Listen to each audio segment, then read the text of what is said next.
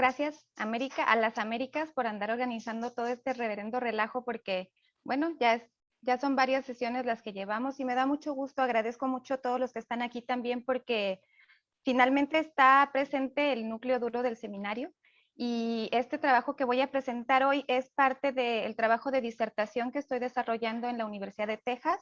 Entonces, estoy particularmente interesada en todos los comentarios que tengan. Todo va a ser reflejado este es un borrador realmente, pero por eso justamente quería presentarlo aquí para que podamos tener espacio para discutir las ideas esenciales y bueno, las imágenes que voy a presentar en el PowerPoint son básicamente ilustraciones, no es necesariamente, no son imágenes históricas, pero pues para hacerlo un poquito más entretenido. Y finalmente les comento que voy a apagar la cámara, no por grosería, sino porque aquí está haciendo un viento horripilante, entonces para tratar de que no se nos vaya la señal, porque de pronto no quiero quedarme hablando y ni siquiera darme cuenta de que estoy hablando sola. Entonces, bueno, voy a apagar esto y voy a compartir la pantalla.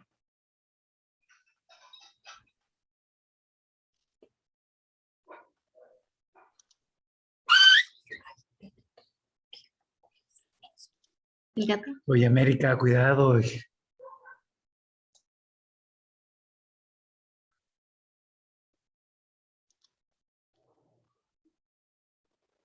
Sin problemas, ¿verdad? La imagen. Sí, se ve bien. Muy bien, muchas gracias.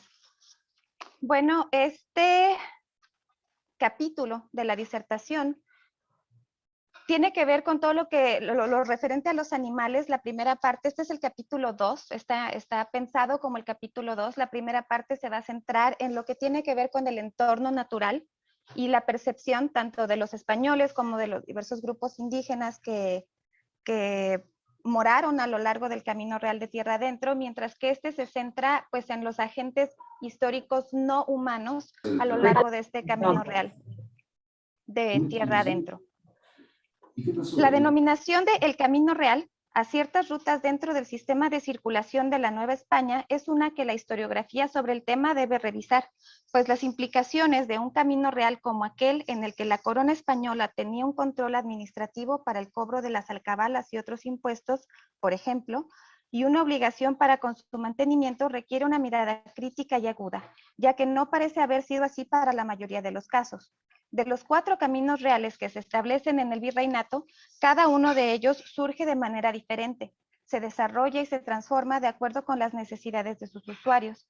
Algunos tramos entran en desuso, mientras que se abren otros. Dicho de otro modo, la noción de camino que aquí se propone es una de procesos, especialmente de procesos históricos. El trabajo que ahora presento propone, por un lado, reconocer que hasta el momento la mayoría de los trabajos que versan sobre el Camino Real de Tierra Adentro se han centrado más en los asentamientos que conecta el camino que en el camino en sí mismo. Por ello, se busca dar énfasis a las experiencias que durante la época colonial tuvieron lugar en el camino. Por otro lado, es una invitación a pensar la historia como un acontecer en donde no solo los agentes humanos tienen una participación relevante, sino como una en donde la naturaleza, seres humanos y no humanos convergen, influyen y en ocasiones definen el curso de los acontecimientos. Así, a través de una mirada cultural, este trabajo busca presentar el proceso en el cual los agentes tanto humanos como no humanos participaron de la creación de lo que se ha definido como la frontera norte de la Nueva España, un proceso paulatino que se conformó a partir de la apertura de los caminos para la conquista y el poblamiento de una región que aún hoy está marcada por el Camino Real de Tierra Adentro.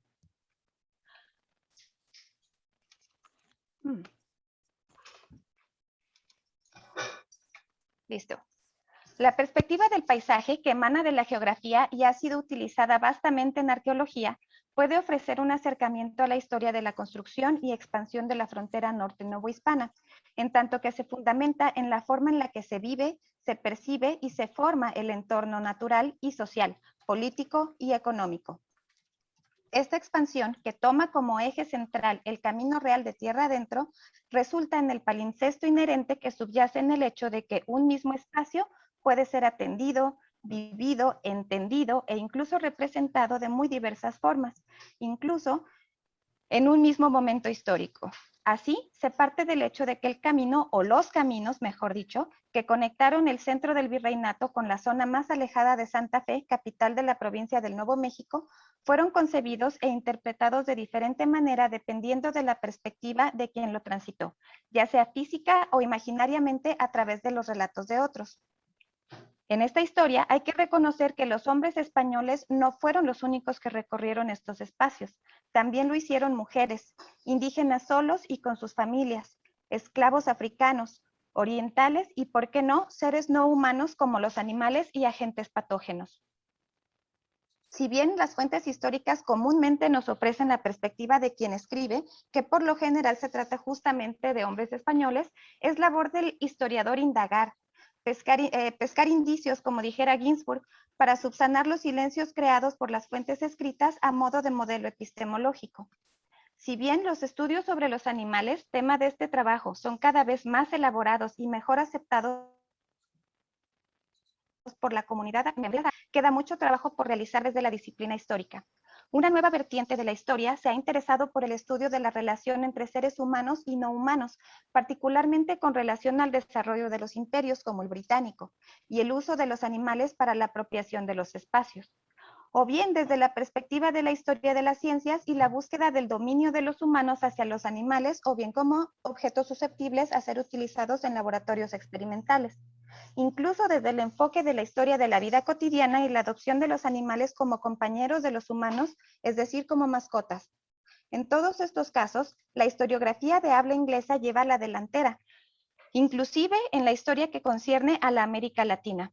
No hay duda, pues, de que aquí hay un campo de diálogo en donde hace falta la presencia de los historiadores latinoamericanos representando e interpretando su propia historia. En cualquier caso, es indispensable considerar que la historia no es una, son muchas y muy variadas. El camino hacia el norte no fue uno, sino varios que se abrían y cerraban multifactorialmente, por el clima, por asentamientos nuevos, desocupación de otros, descubrimientos de los nuevos recursos y más. Los viandantes también fueron muchos, y esto incluye a los animales que, al igual que los humanos, tuvieron participación en la creación y transformación de los paisajes del camino real y de sus transversales. Dicho de otro modo, este trabajo explora la coacción histórica de la creación de la frontera norte fundamentada en la relación humano-animal, una forma de ver la historia menos antropocéntricamente y más como una acción compartida. De hecho, si se piensa en las fuentes coloniales, se verá que la presencia de los animales en documentos y descripciones es una constante. Si bien por la mentalidad de la época los seres no humanos se entienden como subyugados a la voluntad de los humanos, como se presenta a continuación, se verá que su injerencia en la conformación de la frontera y sus imaginarios es en realidad mayor de lo que describen estas fuentes. Para dibujar los paisajes del camino real de tierra adentro desde la perspectiva colonial, es importante que los europeos se centraron, sobre todo en un principio, en lo que se podría llamar un proceso de blanqueamiento del espacio. Este proceso consistió en asumir tanto implícita como explícitamente la existencia de territorios vacíos, tierras de nadie listas para ser ocupadas por los españoles, sus cultivos y su ganado, o tierras ocupadas solo por bárbaros. A este respecto se refiere Pedro Tomé Martín en La invención del desierto y los salvajes chichimecas, cuando dice que parte del proceso de legitimación de la apropiación de los espacios utilizaron este vaciamiento simbólico del espacio como un proceso que implica argumentar que un espacio está vacío, mal aprovechado, si acaso ocupado por bárbaros, que en su estado prístino no representan ninguna connotación positiva para el imperio español, por el contrario, sería más bien de carácter negativo, pero que transformándolos por la fuerza civilizatoria de la avanzada hispano-cristiana, puede ser transformada en un elemento positivo, en fuerza de trabajo, producción agrícola y ganadera, siendo entonces un beneficio para la corona y sus súbditos.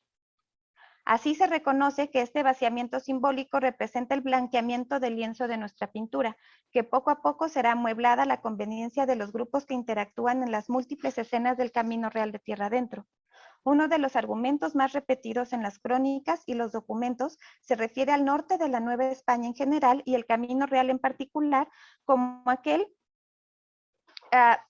de un imaginario de un espacio desolado, lleno de muerte, desértico, escaso en flora y fauna, especialmente cuando se quiere justificar la entrada civilizatoria, aunque este discurso, como veremos, se contrapone con la abundancia y la riqueza de tierras explorables y explotables.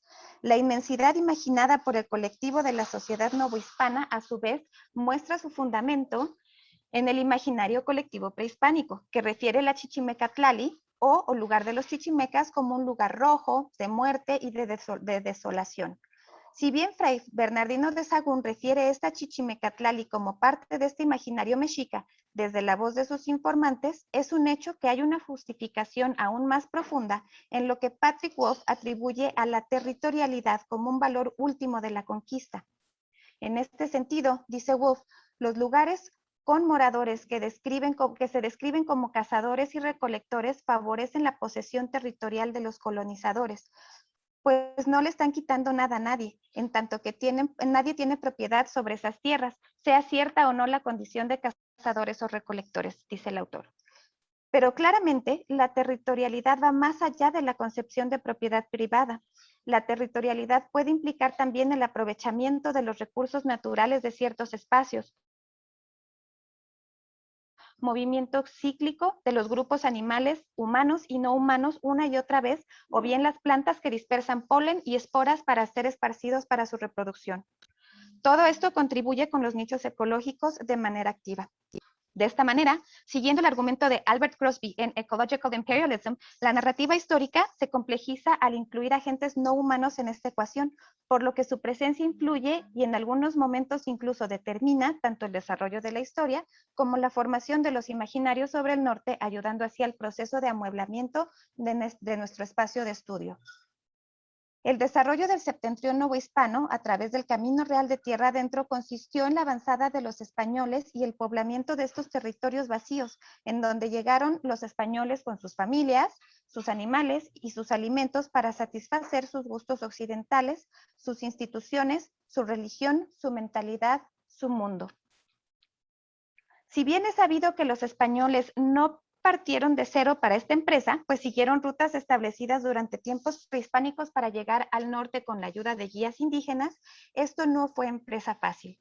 Los caminos existentes fueron concebidos para uso a pie debido a la falta de animales domesticados, salvo por unos cuantos ejemplos que bien conocemos como el perro y el guajolote, o animales de carga que caracterizaron la movilidad precolombina. Por lo que a la llegada de los españoles a estas regiones, la creación de caminos más amplios, ya fuera de herradura o para transporte de cargas pesadas a través de carretas tiradas por animales para transporte de mercancías y minerales, se volvió una necesidad. El camino real fue creado en sí para ser utilizado por los animales. Para ello, las mulas se volvieron el animal predilecto, no solo por su capacidad de carga del doble de su propio peso, sino por su resistencia a la movilidad con poca agua y alimento, además de poder recorrer caminos escarpados como aquellos que caracterizan las zonas serranas que son infranqueables en el camino al septentrión. Estas nuevas actividades, tanto de comercio como de ganadería, fueron fundamentales para el desarrollo de los paisajes económicos, políticos y sociales en la vida colonial norteña, pero no únicamente para los españoles. También en la vida y el imaginario indígenas, esta presencia de criaturas no humanas tuvieron un impacto relevante. Y así aparece retratado en las fuentes coloniales de manufactura indígena como el arte rupestre de la Cueva de las Mulas en Durango y la Cueva de Ábalos en Zacatecas, en cuyos casos se dibujan recuas de cuadrúpedos, principalmente mulas y caballos, que junto con la presencia de los vaqueros y arrieros parecen retratar tales actividades.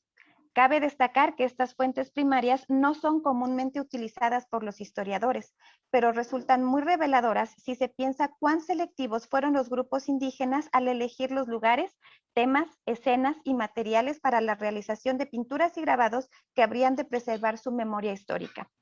Ambas cuevas fueron incluidas como sitios que conforman el itinerario cultural del Camino Real de Tierra Adentro, reconocido por la UNESCO en el 2010, debido a su relevancia en el paisaje cultural indígena de la región. Y abonando al tema que aquí interesa, cabe resaltar que las escenas están dominadas por motivos no humanos, mientras que la presencia de antropomorfos es mínima en comparación numérica, en proporción y en relevancia dentro de la composición de las escenas en los paneles. Por otro lado, Los archivos históricos, referencia de la visión española, dan cuenta de la relevancia de la presencia y participación de los animales en la vida colonial en distintas esferas de la vida cotidiana, su impacto en la transformación de los paisajes naturales e incluso de su inserción en los paisajes rituales. El ganado tanto mayor, vacas, bueyes, caballos, yeguas, mulas y asnos, como ganado menor, cerdos, ovejas y chivos, fueron llevados en cada una de las expediciones que recorrieron el Camino Real, incluso antes de que este trayecto fuera reconocido como tal. Estuvieron en poblados, villas, misiones, reales de minas y ciudades desde sus fundaciones, siendo motivo de mercedes, disputas y asuntos legales. Recorrieron distancias importantes teniendo un lugar central en todas las ferias como objeto de intercambio y venta, a veces junto a los humanos capturados y vendidos como esclavos. Todo esto da cuenta, pues, de un proceso de sincretismo cultural inevitable. Elinor Melville, por ejemplo, plantea el caso de la transformación medioambiental del Valle del Mezquital a raíz de la introducción de ovejas en la región, asociada en el imaginario colectivo con la aridez que en realidad era inexistente antes de la crianza y multiplicación de estos animales ungulados.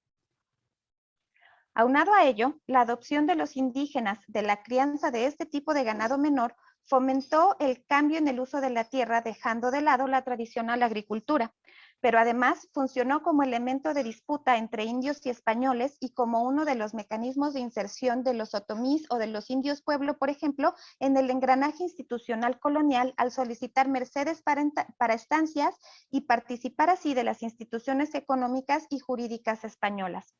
El paulatino avance del Camino Real, mismo que respondió a la avanzada española hacia el norte, cobró particular auge tras la apertura de las ricas minas de Zacatecas en 1546, y esto aumentó la circulación de recuas y carros por esta ruta, lo que demandó mayores provisiones para las caravanas a su paso.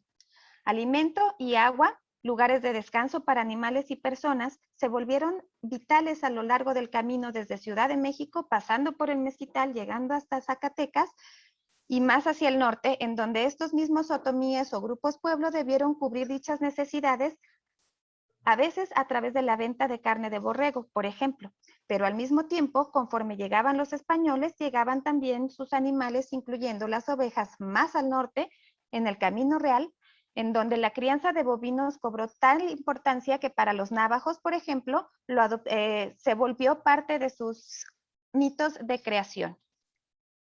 El caballo, por otro lado, quizá es el animal más emblemático de la cultura fronteriza, y fue así desde que llegó por primera vez. En muchos casos, el uso del caballo estaba restringido para los indígenas, siendo símbolo de masculinidad, honor y estatus en la cultura española. Así como las ovejas resultaron en un papel central dentro de las creencias de los grupos navajo, el caballo es considerado como un animal fuerte y de mucho poder en el mundo otomí del Valle del Mezquital, que en algún punto fuera considerado la frontera entre el mundo español y los bárbaros.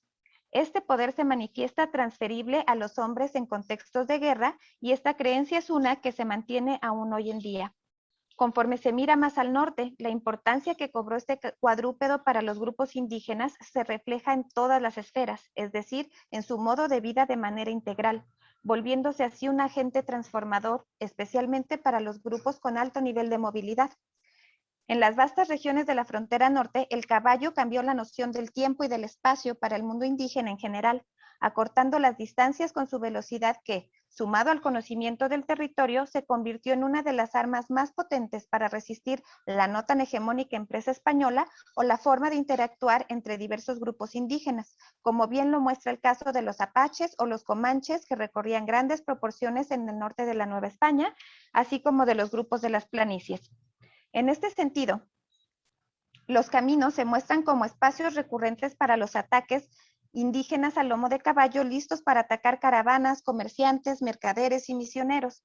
En estos encuentros violentos, el foco de interés resulta ser no solo la mercancía transportada, sino también mujeres y caballos. Estos indígenas a caballo, pues, representaron por varios siglos uno de los mayores retos del dominio español.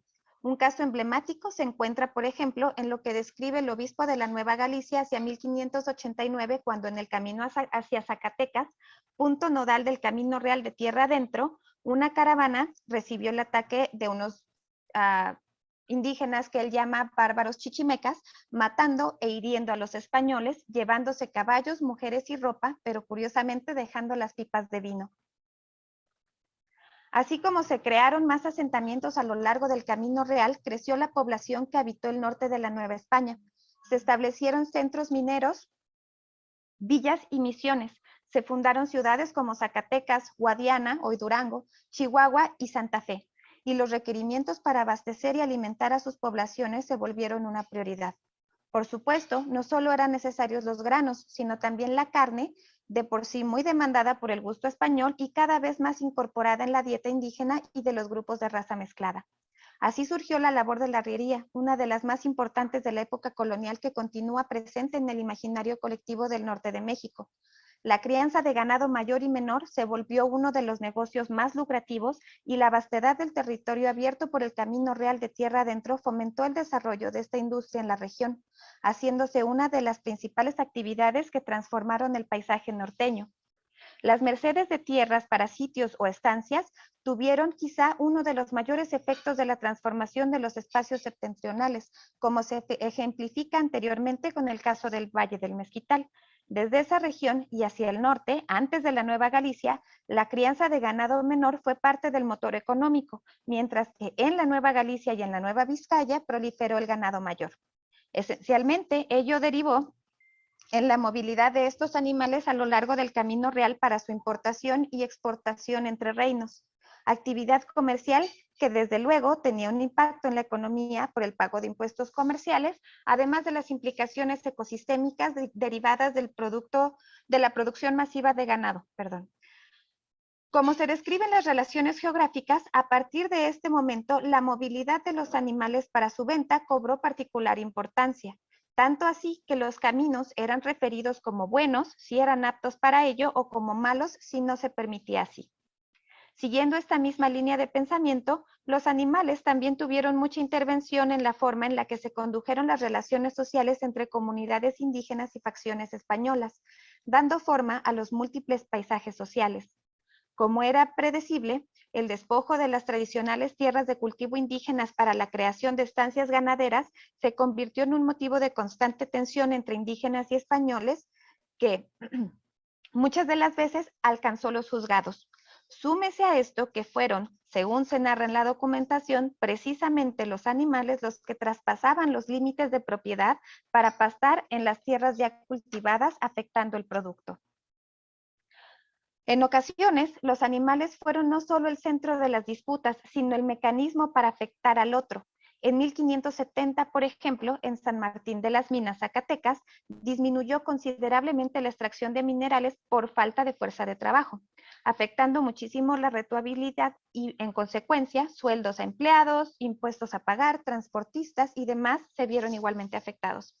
En este caso, Pedro de Ahumada Sámano, junto con su maestre de campo, Cristóbal de Argüello, como típicamente ocurría, habían querido abusar de la mano de obra indígena y, como en otros casos, al no obtener los resultados deseados, optaron por métodos coercitivos. Los resultados, sin embargo, no les fueron tan benéficos, pues tras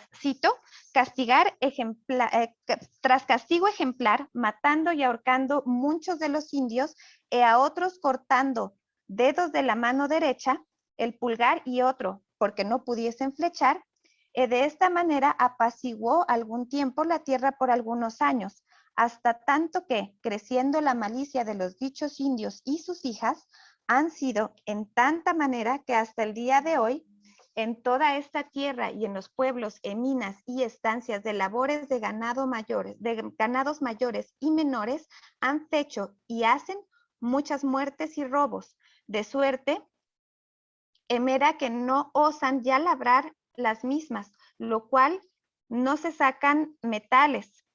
Los mineros de toda la comarca están pobres y necesitados y cargados de deudas, y los labradores no labran sus tierras ni hacen cementeras, y les matan los indios que andan en las labores, y les llevan los ganados de las estancias y las mulas a los mineros.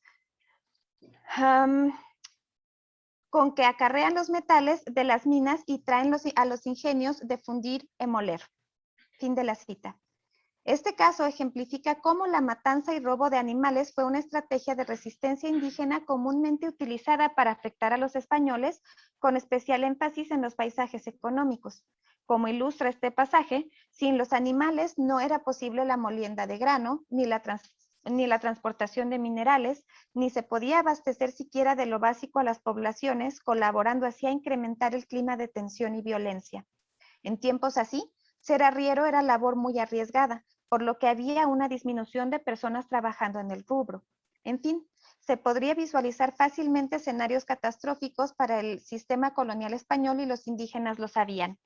Además, como se mencionaba antes, la crianza, el pastoreo, la venta de ganado y de sus productos derivados como carne, pieles y cebo implicaban el cobro de impuestos, así como la transportación de otros productos. El comercio, uno de los pilares de la economía colonial, dependía por completo, pues, de los animales.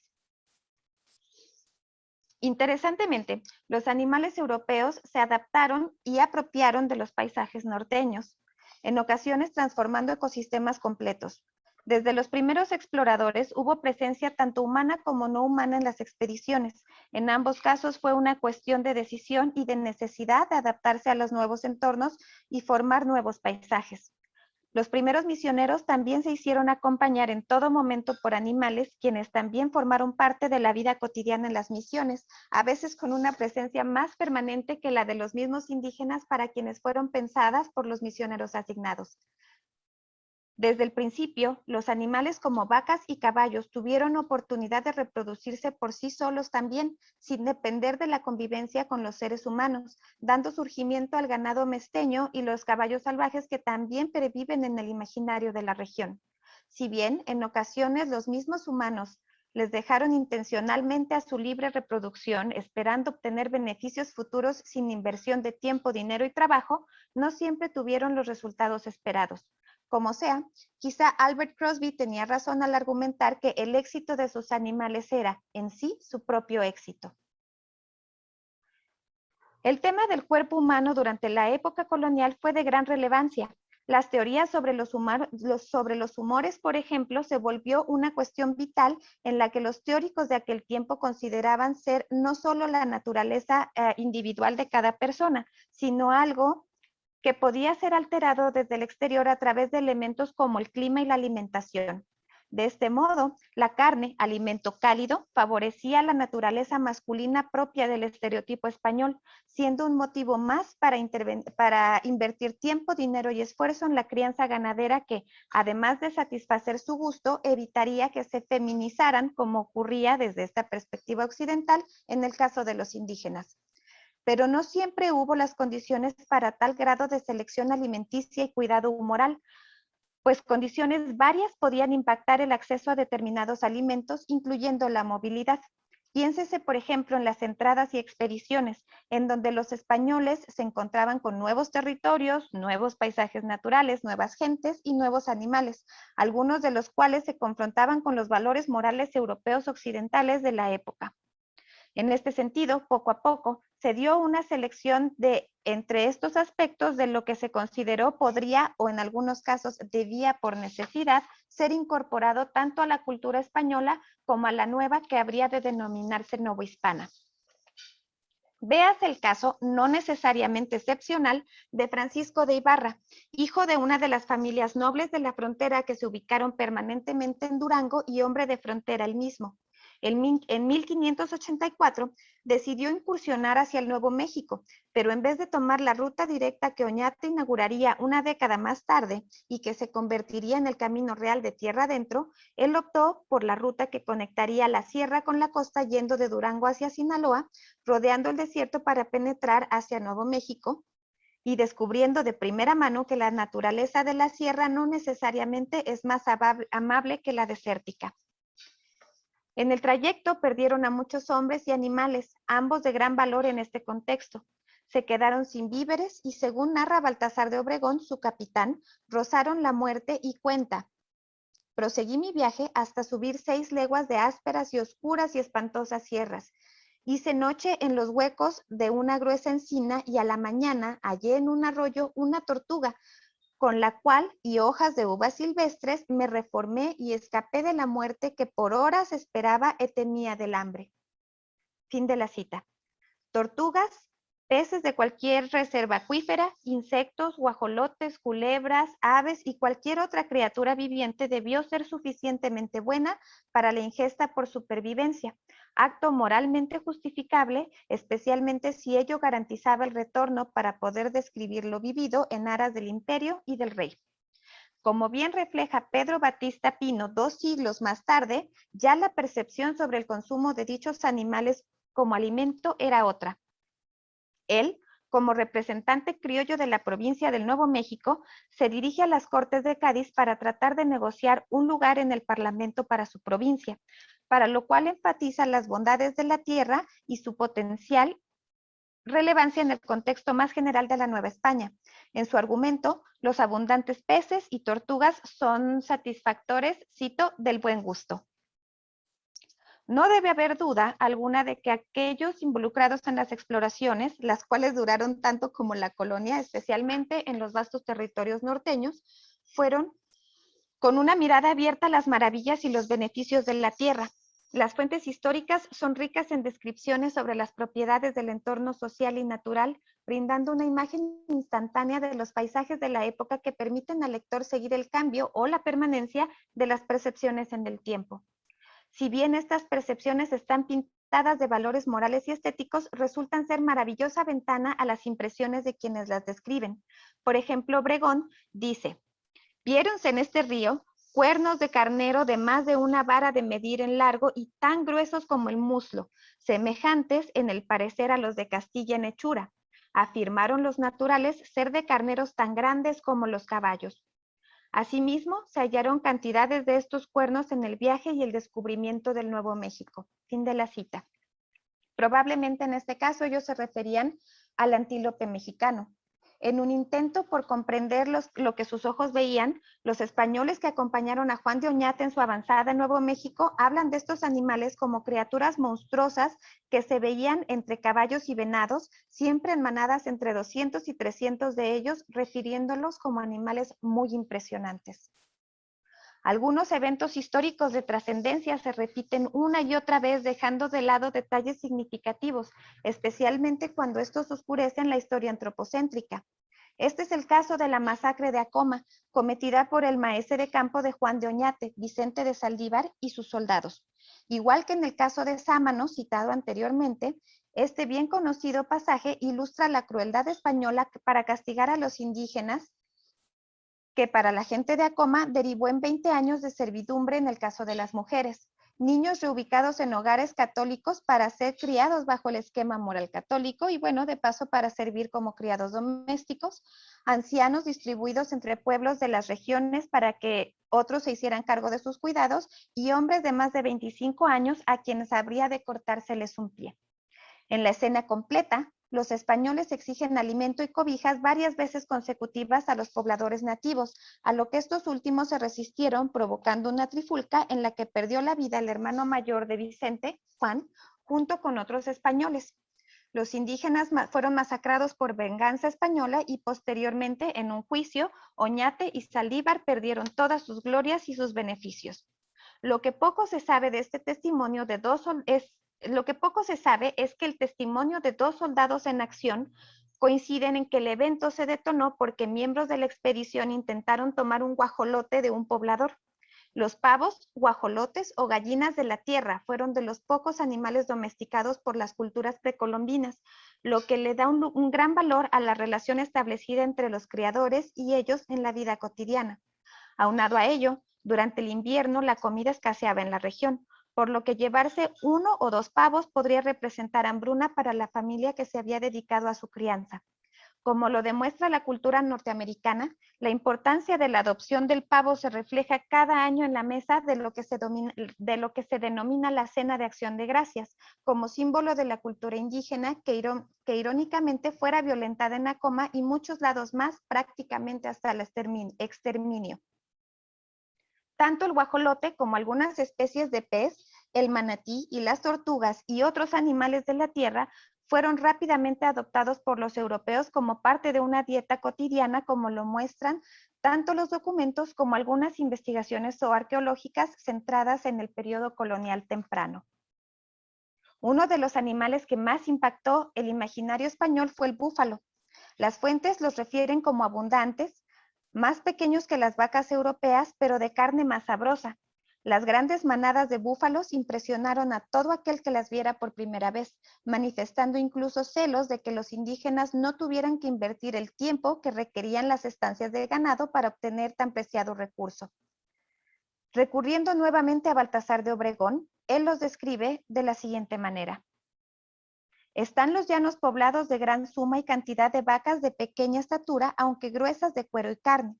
Los toros son grandes y de gran cerviguillo, cabeza y pecho, de manera que les cuelga de la garganta notable colaza, carne y cuero.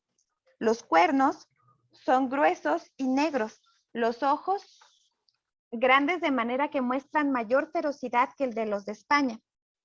Son barbados, corren mucho al modo de berracos y estando heridos paran, aunque no sea de herida mortal. Son lanudos y tienen cantidad de sebo, de manera que la lana aprovechará para hacer de vestir y los cueros para hacerse calzado. La carne es sabrosa, es más sana que las de España. La mayor cantidad de este ganado es negro y las demás imitan en colores a las demás, y su grande cantidad y el número cunde y se cría, y vieron en más de 600 leguas desde la Florida hasta estos llanos, sin lo que no está visto, descubierto y averiguado en los lados, longitud e provincias que están por descubrir en su principio, origen y natural nación. Fin de la cita. Por supuesto, la comparación de los búfalos con el ganado vacuno era previsible, en tanto que estos relatos tenían como meta una audiencia europea, y porque las descripciones siempre utilizan como recurso la enciclopedia cognitiva de quien las describe. Es decir, no se puede describir a partir de elementos que no se conocen. Pero además hay que tomar en cuenta que estas descripciones buscan fortalecer el argumento sobre los recursos valiosos que dan sentido e importancia al poblamiento de un norte que no resultó tan desolado como sugería el concepto de Chichimecatlali. Entre estos elementos de valor se encontraban, pues, algunos de los animales de la tierra. Si bien los acompañantes de Oñate percibieron a los búfalos como animales monstruosos por no satisfacer las expectativas estéticas occidentales, en comparación con los toros y las vacas tan característicos de la cultura española en particular, piénsese por ejemplo en las corridas de toros, con el tiempo tanto la carne como las pieles de búfalo se volvieron uno de los recursos más preciados en la provincia de Nuevo México y sus alrededores. Después de la primera impresión que tuvieron Oñate y sus acompañantes, unos años más tarde, en una expedición que ellos mismos organizaron rumbo a las grandes planicies, se hace patente cómo estos grupos buscan colonizar lugares, personas y animales. En la narrativa sobre dicho viaje, se lamentan de que estos animales no puedan ser tratados como su ganado. Intentaron construir un corral para encerrar ahí algunos ejemplares de las grandes manadas que encontraron en abundancia en aquella época, a lo que los búfalos se resistieron empleando su fuerza física, y al entrar al corral lastimaron a algunos de los caballos en el intento. Después trataron con lo que llaman ellos los becerros, pero, cito, murieron todos en más o menos una hora. Fin de la cita. Por más que intentaron, los españoles nunca lograron que los búfalos se comportaran como ganado vacuno, razón por la cual siempre se vieron forzados a negociar sus carnes, pieles y otros productos con los grupos locales, especialmente los seminómadas como los comanches, con quienes los españoles del norte de México, de Nuevo México, siempre tuvieron mucha relación, aunque no siempre fuera buena. Curiosamente, este intercambio, que frecuentemente se realizaba en lugares como la Feria Anual de Taos, que tenía lugar en otoño, la de Chihuahua y otras más, servía para abastecer a los españoles de estos productos tan necesarios durante el invierno, pero con ello se abastecían los indígenas tanto de armas como de municiones. Nuevamente, en estos espacios es en donde también se lleva a cabo la compra-venta de esclavos y esclavas cautivos, espacios en donde la jerarquización social se marca de forma contundente, pero también en donde se equiparan humanos y no humanos. Otro animal de la tierra que provocó impacto en los españoles por su abundancia fue la nutria. Al igual que con el búfalo, la piel de nutria fue muy utilizada por los grupos indígenas como materia prima para la elaboración de ropa, además de algodón y fibras de maguey, y también para calzado. Para los tiempos del ya citado Pedro Bautista Pino, a principios del siglo XIX, él menciona que el mercado de pieles de nutria es tan importante que se requiere una licencia, y esta estaba reservada a cazadores de algunos grupos indígenas.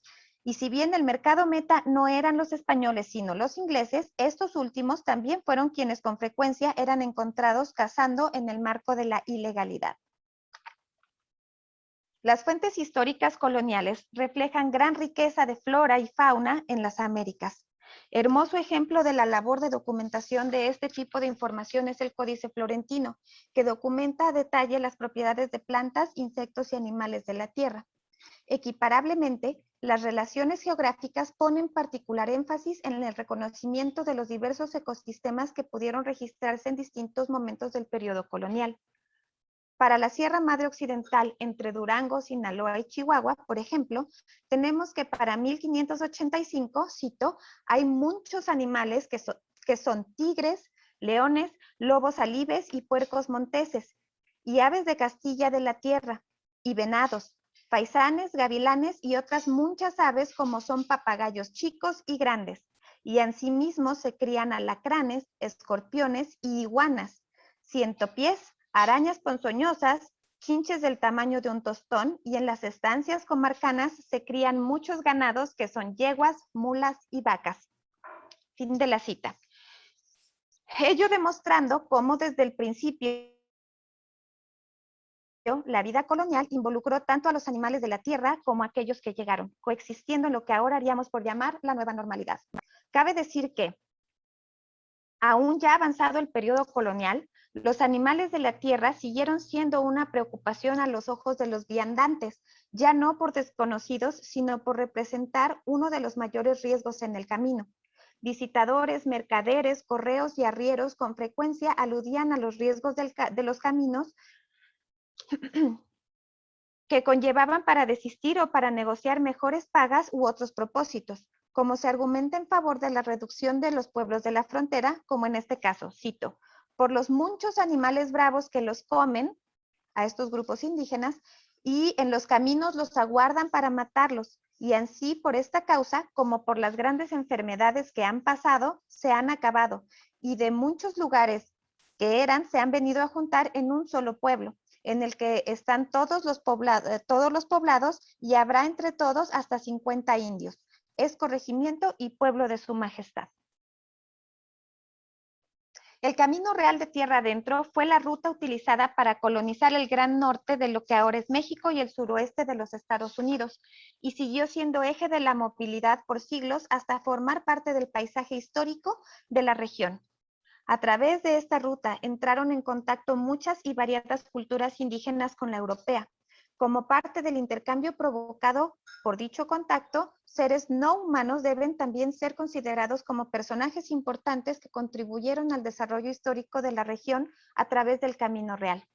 Los animales e insectos no solo permearon fuertemente la vida cotidiana y las relaciones económicas, paisajes económicos y sociales muy característicos del Gran Norte, sino que transformaron los paisajes naturales y la noción de territorialidad. En términos generales, entonces, es posible decir que los agentes no humanos verdaderamente complican y enriquecen las narrativas históricas tradicionales que se centran únicamente en las acciones antropocéntricas, como bien argumentara Crosby en Ecological Imperialism. Interesantemente, en el norte de la Nueva España, los animales siempre superaron en número a las personas, y más aún a los de origen europeo. Desde 1522, cuando fueron introducidos los primeros animales al virreinato para su reproducción y consumo, eso fue justamente lo que hicieron: multiplicarse, expandirse y ocupar un lugar en el centro de la historia, con o sin ayuda de los agentes humanos. Muchas personas y animales circularon a lo largo del Camino Real y sus transversales para apropiarse de y habitar en un territorio que de por sí ya tenía sus propios habitantes. Comenzó así un camino que no tendría marcha atrás. Los animales siempre estuvieron presentes en la narrativa española sobre la ocupación territorial. Por un lado, la idea de vastas tierras con buenas pasturas para alimentar al ganado, que a su vez alimentaría a la población, siempre estuvo presente. Por otro lado, las referencias sobre indios hostiles a lomo de caballo, robando ganados, mulas, caballos, atacando caravanas y asentamientos españoles, es también un patrón en los documentos relacionados con el Camino Real de Tierra Adentro. Del mismo modo, las fuentes indígenas también ilustran sobre la presencia de personajes y animales locales, pero también de personajes y animales europeos, reconociendo la importancia de su llegada, la aceptación de un presente en donde ambos convergen y la adopción de elementos culturales que llegaron para quedarse, creando nuevos paisajes económicos, sociales, políticos, rituales y naturales en la región norteña de la Nueva España. Si bien este trabajo no está centrado únicamente en los animales, sí pretende reconsiderar el rol de los animales en la historia relacionada al Camino Real de Tierra Adentro, al septentrión novohispano y a la América colonial. Al mismo tiempo, es una invitación a repensar cómo se imagina la relación entre seres humanos y no humanos en el pasado y el presente, al igual que hacia dónde estamos llevando esta relación. Tanto en la Cueva de las Mulas como en la Cueva de Ábalos, antes mencionadas como parte del itinerario cultural del Camino Real de Tierra Adentro, encontramos narrativas verdaderamente centradas en los animales. Estos son ejemplos de cómo un cambio de perspectiva puede contar una historia distinta. Admitir que los humanos no son lo único relevante en la historia es entender que la historia puede verse, leerse y es más compleja y más diversa y más rica de lo que aparenta al solo centrarse en los animales humanos, en lo que ellos han hecho y en lo que no han hecho. Mientras que la perspectiva occidental considera a los animales como bienes y propiedades, desde que los animales son considerados también como seres con un lugar especial en el mundo, nombres de lugares, personas, poblados y marcadores en el paisaje reflejan esta relevancia de la presencia de los animales en la historia de la creación y el desarrollo del Camino Real de Tierra Adentro. Muchas gracias y ahora sí, abro cámara. ¿No se trabó en ningún momento? Muchas gracias, Kimberly. No se trabó en ningún momento. Perfecto. Estuvo muy bien. Muchísimas gracias.